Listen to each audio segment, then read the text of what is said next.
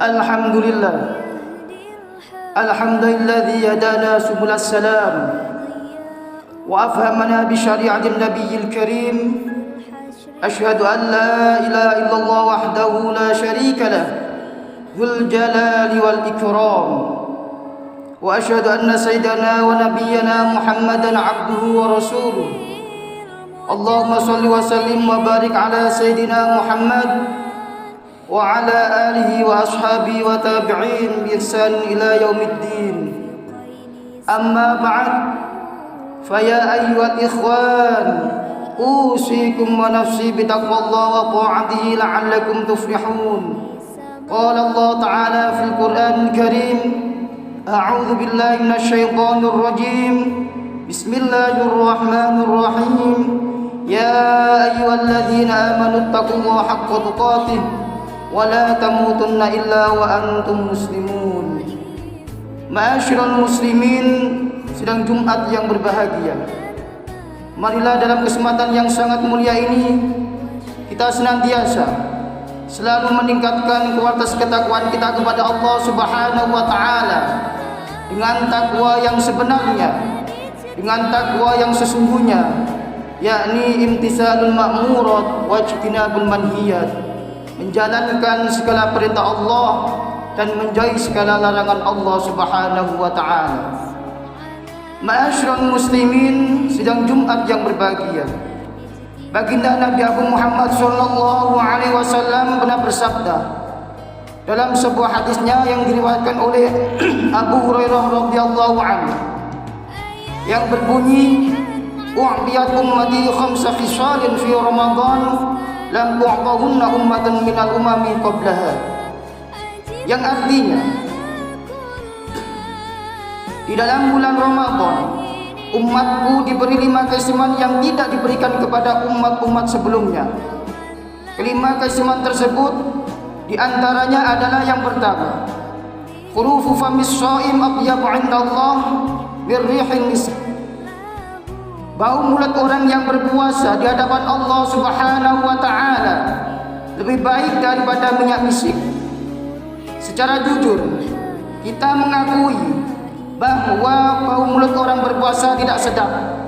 Hal ini terjadi karena produksi air liur dalam mulut dan dalam saluran pencernaan sangat berkurang sehingga menjadi lebih kering. Akibatnya timbul bau mulut yang khas yang jauh berbeda dengan ketika kita baru bangun tidur. Salah satu kiat untuk mengatasinya adalah memperbanyak konsumsi air putih selama berbuka hingga sahur. Keistimewaan yang kedua, wa tastaghfiru lahumul malaikah hatta yuftiru. Orang-orang yang berpuasa semuanya akan dimintakan ampunan oleh para malaikat hingga mereka berbuka. Keistimewaan yang kedua ini menjadi keuntungan yang sangat besar bagi orang-orang yang berpuasa. Kita semua tahu bahwa malaikat adalah makhluk yang tak kenal maksiat kepada Allah Subhanahu wa taala, sehingga doa-doanya sangat mudah dikabulkan oleh Allah Subhanahu wa taala. Para malaikat itu dari saat imsak hingga berbuka senantiasa memintakan ampun kepada Allah agar orang-orang yang berpuasa diampuni dosa-dosanya. Sekali lagi, ini merupakan keuntungan yang sangat besar bagi kita yang sedang melakukan puasa. Karena kita sendiri terkadang merasa was-was apakah istighfar kita diterima oleh Allah Subhanahu wa taala. Karena faktanya kita sering mengulang kesalahan atau dosa yang sama setelah berkali-kali memohon ampun atas dosa-dosa yang sama pula.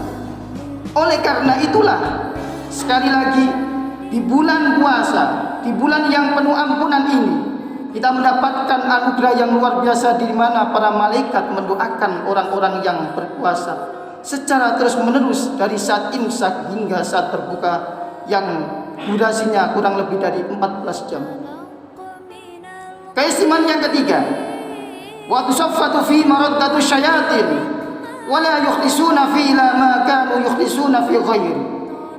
Di bulan ini, bulan puasa, para setan dibelenggu yang semuanya tidak bisa lepas seperti di bulan lainnya. Kita semua tentu merasakan Di bulan puasa ini kita menjadi seperti malas untuk berbuat apa saja kecuali ibadah kepada Allah Subhanahu wa taala. Semangat kita untuk beribadah selalu meningkat dibandingkan dengan di luar bulan suci Ramadan. Hal ini terjadi karena setan-setan dibelenggu oleh Allah hingga selesainya bulan suci Ramadan ini. Ini semua merupakan kemurahan Allah Subhanahu wa taala dalam rangka memberi kesempatan kepada kita untuk menambah pundi-pundi amal ibadah. Di luar Ramadan, mungkin kita lebih banyak berpikir dan melakukan hal-hal yang bersifat duniawi saja. Dengan dibelenggunya setan di bulan suci Ramadan ini, maka secara teori setidaknya kemaksiatan bisa ditekan serendah-rendahnya. Keistimewaan yang keempat, wa yuzayyinullahu lahum kulla yaumin jannatahu thumma yaqulu yushiku ibadis shaimun ayyulqu anhumul maunata wal adha wa yasiruna ilaika. Setiap hari di bulan suci Ramadan, Allah Subhanahu wa taala memperindah surga untuk orang-orang yang berpuasa. Kemudian Allah berfirman, para hambaku yang melakukan puasa, amin menurunkan masil dan jeripaya hingga sampai kepadamu wahai surga. Keistimewaan keempat ini, di mana Allah Subhanahu wa taala menghiasi surga dengan indahnya untuk menyambut para hambanya yang sedang melakukan berpuasa. Ini menunjukkan bahwa ibadah suci, ibadah puasa ini memiliki nilai spiritualitas yang sangat tinggi. Kepada surga Allah berfirman, para hambaku yang berpuasa hampir menemukan hasil dari jeripayah hingga sampai kepadamu. Kalimat ini mengandung arti bahwa tak ada balasan bagi orang yang berpuasa kecuali surga. Karena ibadah puasa memang untuk Allah, sehingga Allah Subhanahu sendiri yang akan membalasnya. Sebagaimana sabda baginda Rasulullah yang diriwayatkan oleh Imam Bukhari, kullu amal ibni adam lahu illa shaum fa innahu li wa ana ajzi bih. Semua amal ibadah manusia adalah miliknya kecuali puasa. Sesungguhnya ia adalah milikku dan aku yang akan memberikan balasannya. Hadis tersebut mengungkapkan bahwa ibadah puasa urusannya dengan Allah Subhanahu wa taala. Allah yang memerintahkan, Allah pula yang mengatur segala sesuatunya. Tidak ada orang sakit atau bahkan mati karena puasa. Justru yang terjadi adalah orang yang sedang sakit atau bahkan mati karena makan terlalu banyak atau overdosis. Manfaat puasa juga diakui oleh dunia kedokteran yang dikenal dengan puasa medis selama waktu tertentu sebelum seorang pasien menjalani pemeriksaan. Keistimewaan yang kelima, wa yaghfir lahum fi akhir lailatin. Qila ya Rasulullah, ayya lailatul qadr? Qala la, walakinnal 'amil innama yuwaffa ajruhu idza qada 'amalahu. Yang artinya, dan di akhir malam bulan Ramadan Allah Subhanahu wa taala memberikan ampunan kepada hambanya. Kemudian baginda Rasulullah sallallahu alaihi wasallam ditanya, apakah itu malam Lailatul Qadar ya Rasul? Beliau menjawab, la, bukan. Hanya saja bagi orang yang beramal maka akan mendapatkan pahala ketika sudah usai mengerjakannya. Dalam keistimewaan kelima ini, Allah Subhanahu wa taala mengampuni orang-orang yang berpuasa pada setiap akhir malamnya, dan itu bukan merupakan malam Lailatul Qadar. Orang-orang yang berpuasa berhak mendapatkan ampunan sebagai imbalan ibadahnya kepada Allah Subhanahu wa taala. Sedangkan Lailatul Qadar ini diberikan kepada orang yang tertentu sesuai dengan pilihan Allah Subhanahu wa taala sendiri. Maka beruntunglah bagi orang yang selain mendapatkan ampunan dari Allah Subhanahu wa taala, tetapi juga mendapatkan kebaikan Lailatul Qadar yang nilainya lebih tinggi daripada kebaikan 1000 bulan. Ma'asyiral muslimin Jumat yang berbahagia, bahwa orang-orang yang berpuasa ini pasti akan diampuni oleh Allah dosa-dosanya. Sebagaimana sabda baginda Rasulullah dalam hadis, man shoma ramadhana imanan wa ihtisaban ghufira lahu ma taqaddama min dzambi. Barang siapa yang menjalankan ibadah puasa di bulan Ramadan ini semata-mata karena Allah, murni karena Allah, dan mengharapkan pahala dari Allah Subhanahu wa taala, maka dia akan diampuni dosa-dosanya yang telah lewat.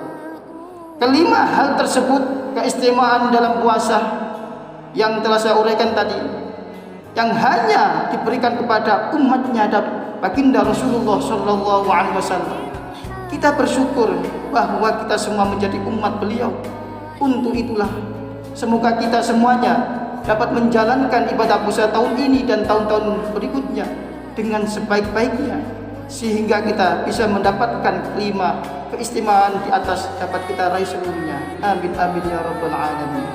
A'udzu billahi minasyaitonir rajim. Bismillahirrahmanirrahim. Ya ayyuhalladzina amanu kutiba 'alaikumus syiyam kama kutiba 'alal ladzina min qablikum la'allakum tattaqun. Barakallahu li wa lakum fil Qur'anil 'azim wa nafa'ani wa iyyakum bima fihi min al-ayati wa dzikril hakim. Wa taqabbal minni wa minkum tilawatahu innahu was-sami'ul 'alim. Wa qur rabbighfir warham wa anta khairur rahimin.